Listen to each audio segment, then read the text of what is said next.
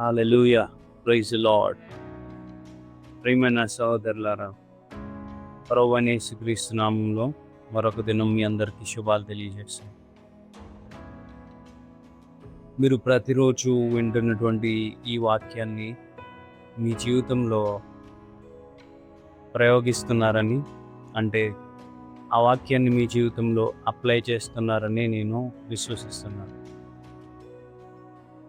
అయితే ఈ వాక్యం ద్వారా మీరే కాకుండా మీ బంధువులు అవ్వచ్చు, మీకు తెలిసిన వారు కావచ్చు, వారికి వాక్య అవసరత ఉందని మీకు తెలిస్తే ఖచ్చితంగా వాళ్ళకి ఈ వాక్యాన్ని షేర్ చేయడం మాత్రం మర్చిపోవద్దు.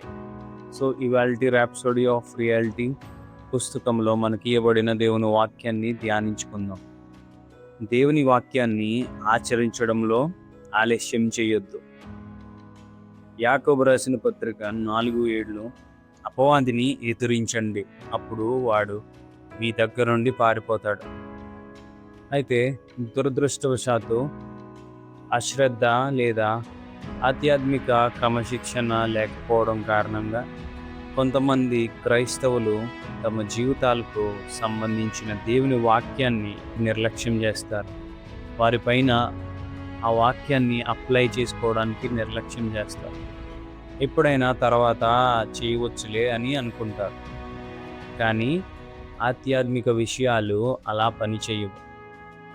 శత్రువుకు వ్యతిరేకంగా దేవుని వాక్యాన్ని ప్రయోగించడంలో మీరు ఆలస్యం చేసినప్పుడు వాడు తన కార్యకలాపాలను కొనసాగించడానికి మీరు అవకాశం ఇచ్చినట్లు అవుతుంది. దానికి అనుమతించొద్దు. వాడికి ఏమాత్రం చోటు ఇవ్వకుండా తక్షణమే మరియు దృఢంగా వాడిని ఎదుర్కోండి. లేఖనం స్పష్టంగా చెప్తుంది, అపవాదికి చోటు ఇవ్వకుడి అని. ఎఫెసీయులకు 4:27. మన ప్రారంభంలో చదివిన వచనంలో సూచన కూడా అంతే స్పష్టంగా చెప్తుంది. అపవాదిని ఎదిరించండి, అప్పుడు వాడు మీ దగ్గర నుండి పారిపోతాడు. ఆ ఎదిరింపు అనేది ఏదో భవిష్యత్తు సమయం కోసం కాదు. వాడు మీ శరీరాన్ని బాధ పెట్టడానికి లేదా మీ పరిస్థితుల్లో జోక్యం చేసుకోవడానికి ప్రయత్నించిన ఆ క్షణమే దాన్ని చెయ్యాలి. మీరు దానిని వాయిదా వేయకూడదు. వాక్యంతో వెంటనే దానిని ఎదుర్కోవాలి. ఆలస్యం చేయడం అంటే శత్రువుకు లొంగిపోవడమే. అయితే వాక్య ప్రకారం పనిచేయడం అంటే మీ అధికారాన్ని అమలు చేయడమే. లేఖనం సూచించినట్లుగా వాక్యాన్ని పలకడం మరియు మీ విశ్వాసాన్ని ప్రదర్శించడం చేయాలి. అన్నిటికంటే మించి విశ్వాసం అనే టాలును చేతపట్టుకోండి. దానితో మీరు దుష్టుని అగ్నిబాణాలన్నిటినీ ఆర్పగలరు మరియు ఆత్మ యొక్క ఖడ్గమును అనగా దేవుని వాక్యమును తీసుకొనుడి. ఎఫెసీయులకు 6:16-17 మీ గురించి దేవుడు చెప్పిన దానికి విరుద్ధమైన దేనినైనా అంగీకరించడానికి నిరాకరించండి. విరుద్ధమైన దేని కూడా అంగీకరించొద్దు. ఇదే విశ్వాస జీవితం. మీరు వెంటనే వాక్యంతో స్పందిస్తారు మరియు మీరు పొందిన సత్యానికి అనుగుణంగా మీ చర్యలను మలుచుకుంటారు. సాతాను ఓడిపోయిన శత్రువు అని ఎల్లప్పుడూ గుర్తుంచుకోండి.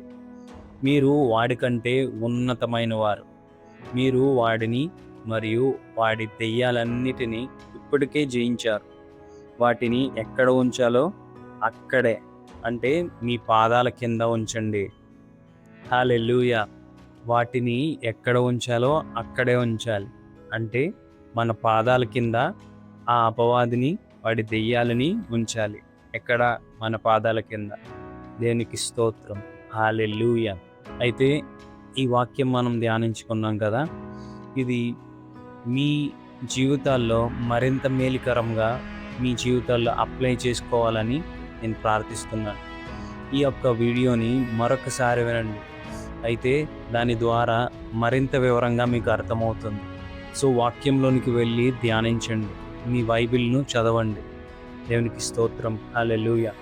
అయితే నాతో కలిసి ప్రార్థించండి. ప్రియమైన తండ్రి, నా జీవితంలో మీ వాక్యం యొక్క శక్తిని ఉంచినందుకు మీకు ధన్యవాదాలు. ప్రతి పరిస్థితిలోనూ మీ వాక్యంతో నేను వెంటనే స్పందిస్తాను. నా అధికారాన్ని అమలు చేస్తాను మరియు క్రీస్తులో మీరు నాకు అనుగ్రహించిన వాటన్నిటి వాస్తవికతలో నడుస్తాను. యేసు నామములో ప్రార్థిస్తున్నాను తండ్రి. ఆమేన్. Praise the lord. హల్లెలూయా. ప్రియమైన సహోదరి సహోదరులారా, మీ అందరికీ ధన్యవాదాలు.